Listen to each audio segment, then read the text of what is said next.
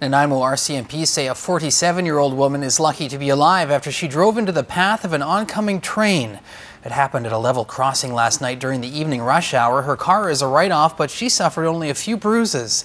Police and rail officials say this time the driver was lucky, but that might not happen next time. CTV's Jet Bassey has the story. It was a crash that could have been averted. Red means stop, absolutely. During the afternoon rush yesterday, a car collided with a train at the Terminal and Waddington Street railway crossing. The train was going about 40 kilometers an hour, pushed the car back about 35 meters. Fortunately, the 47-year-old female did not receive extensive injuries. She had severe bruising to her upper body. She was taken to hospital and later released. Southern Railway crews inspected the crash site, trying to piece together what happened. The 47-year-old woman driving the car was issued a ticket for failing to yield to a train at a crossing.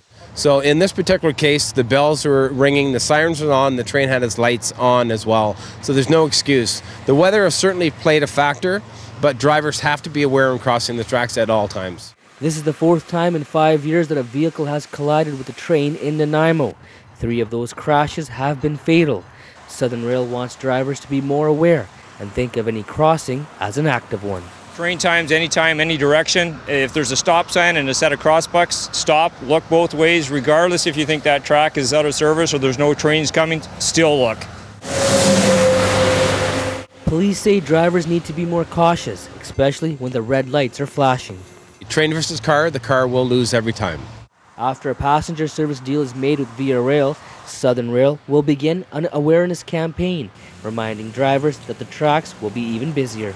Prior to our takeoff with our news service, in fact, when the construction starts, our plan is to start a huge campaign, including ICBC, BC Safety Authority, and the RCMP. The Island Corridor Foundation won't say if it will join the awareness campaign or if there are any plans to upgrade safety at any crossings. Jet Bassey, CTV News, Nanaimo.